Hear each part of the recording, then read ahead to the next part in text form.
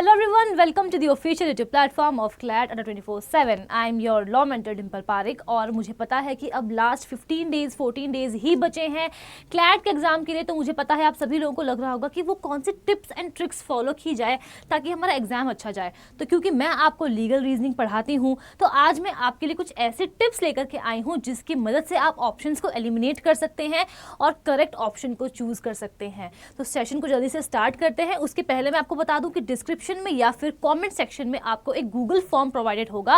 वो Google form आपको जाके फिल करना है ताकि आपको हमसे काउंसलिंग मिल सके। ठीक है, तो जल्दी से सभी लोग जाएंगे जितने भी लोग इस वीडियो को देख रहे हैं और गूगल फॉर्म को जरूर से फिल कर देंगे। Thank you so much for that.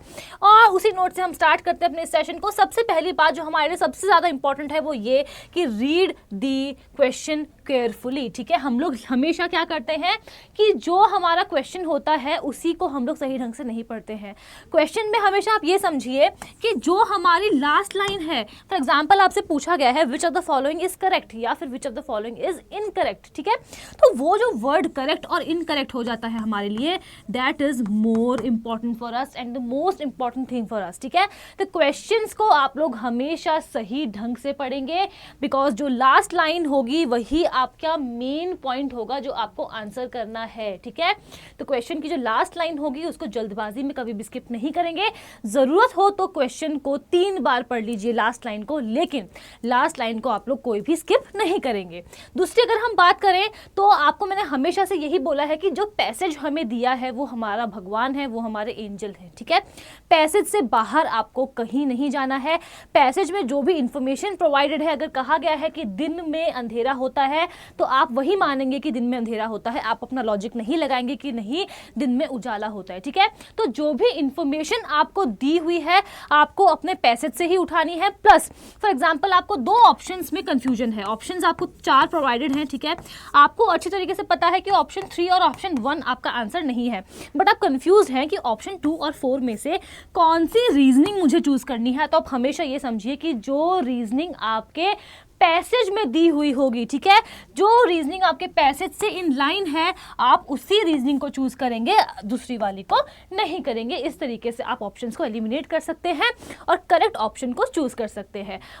अगर हम आगे बढ़ाएं तो देखो सबसे ज्यादा हमेशा क्या होता है, हम जब भी किसी क्वेश्चन को पढ़ते हैं, फॉर एग्जाम्पल कोई क्वेश्चन है जो डोमेस्टिक वायलेंस से रिलेटेड है, कोई क्वेश्चन है जो सेक्सुअल असॉल्ट से रिलेटेड है, ठीक है, तो हम हमेशा क्या करते हैं कि बहुत ज़्यादा इमोशनल हो जाते हैं, मोरलिस्टिक हो जाते हैं कि नहीं मॉरली ये चीज़ गलत है।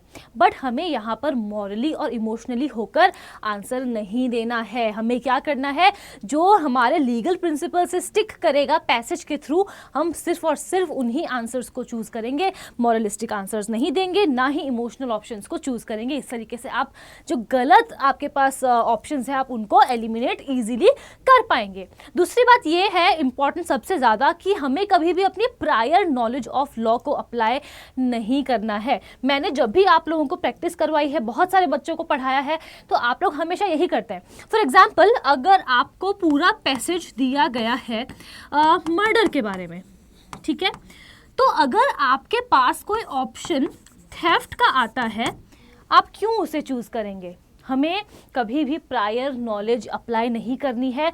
जो एक बॉक्स हमारे लिए बनाया गया है पैसेज का, ठीक है, उसके बाहर हम कभी भी नहीं जाएंगे। हाँ, हमें पता है कि चोरी और एक्सटॉर्शन भी हो सकता है, ठीक है, और वो जो थेफ्ट है वो रॉबरी में भी कन्वर्ट हो सकती है, लेकिन अगर आपको पैसेज सिर्फ और सिर्फ थेफ्ट के बारे में बता रहा है तो आपकी जो प्रायर नॉलेज जो आपने हमसे पढ़ी है या कहीं और से आपने रीड किया है उसको आप वहाँ बिल्कुल भी अप्लाई नहीं करेंगे। इस बात का आपको ख्याल रखना है। और सबसे इंपॉर्टेंट बात जो हमारे लिए हो जाती है वो तो यही है कि हमेशा ध्यान रखें कि आपकी -0.25 की नेगेटिव मार्किंग होने वाली है, यानी कि अगर आपने 4 क्वेश्चंस भी गलत मार्क कर दिए तो -1 हो जाएगा, which will make a huge difference. ठीक है, तो आप जब भी ऑप्शंस को एलिमिनेट करते हैं, फॉर एग्जाम्पल आप यहाँ पर देखिए 4 ऑप्शंस हैं आपके पास, ठीक है, यू आर 100% श्योर कि ऑप्शन नंबर 1 और ऑप्शन नंबर 2 आपके आंसर नहीं हो सकते हैं। अब आप कंफ्यूज हैं ऑप्शन नंबर 3 और 4 के बीच में और आप यूज़ करना चाहते हैं एलिमिनेशन मेथड, तो क्या आप हर क्वेश्चन में ऐसा कर सकते हैं कि आप एलिमिनेशन मेथड यूज़ कर रहे हैं? नहीं कर सकते हैं, बिकॉज नेगेटिव मार्किंग है, हमें फ्लूक्स नहीं मारने हैं वहाँ पर, ठीक है। तो आप कब एलिमिनेशन मेथड यूज़ करेंगे?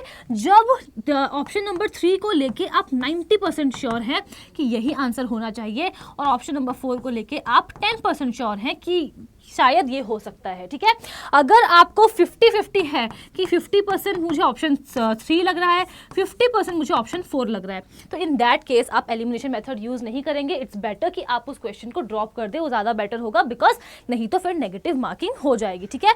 और अगर आप बस इन्हीं चीज़ों का ख्याल रखते हैं तो आप क्या कर पाएंगे, अच्छे तरीके से ऑप्शंस को एलिमिनेट कर पाएंगे लीगल रीजनिंग में और सही ऑप्शंस को चूज़ कर पाएंगे। स्टिल अगर आपको कोई भी डाउट है तो ये मेरी मेल आईडी है, आप यहाँ पर मुझे कभी भी बेझिझक मेल ड्रॉप कर सकते हैं dimple.parik@247.com, ठीक है। Thank you so much for watching this session. अगर पहली बार आए हैं चैनल पे तो सब्सक्राइब करना बिल्कुल भी नहीं भूलेंगे और वीडियो को लाइक शेयर करेंगे, कमेंट करके भी बताएंगे कि टिप्स कैसी लगी। Thank you so much.